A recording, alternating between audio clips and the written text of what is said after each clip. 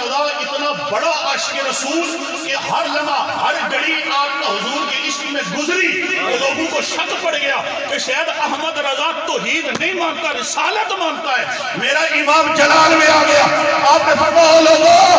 احمد رضا کے ایمان پہ شک نہ کرنا، احمد رضا کا سینہ چاک کیا جائے،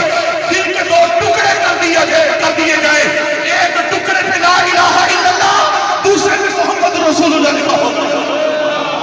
آپ فرماتے ہیں کہ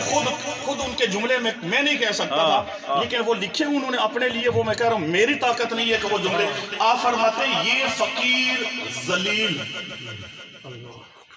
گل سمجھ آئی نہیں،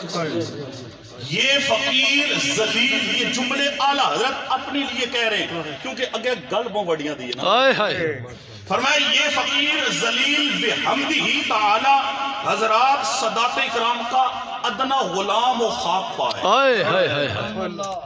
وقت کا امام ہو کر کہہ رہا ہے لوگوں احمد رضا کچھ بھی نہیں ہے، صدقہ ہے تو سادات اکرام کا صدقہ ہے،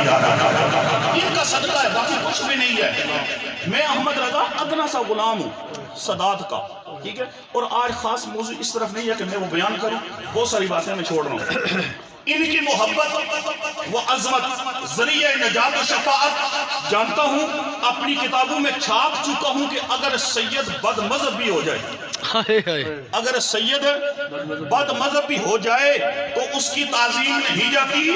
جب تک بد مذہبی حد کفر تک نہ پہنچے۔ امام احمد رضا کہہ رہے ہیں اگر سید ہوتا ہی کمال والا ہے، لیکن فرمایا کہ اگر بد مذہب ہو جائے اور بد مذہبی حد کفر تک نہ پہنچے پھر بھی قابل سب احترام ہے، اس لیے سید قدم کرتے ہیں اس کی رگوں کے اندر میرے نبی کا خون گردش کر رہا ہے، تک نہ پہنچے۔ کفر ہو گیا، سیادت ختم ہو گئی، تو یار اب اندازہ خود لگا لو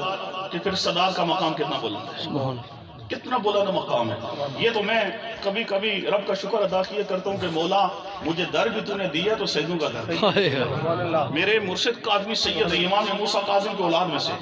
ٹھیک ہے نا جی، یہ ان کی دعاؤں کا صدقہ ہے۔ میں مزید اس طرف آگے جانا نہیں، سیدوں کا ادب کیا کرو، سیدوں کا او بولو سیدوں کا ادب کیا کرو جتنا ہو سکے،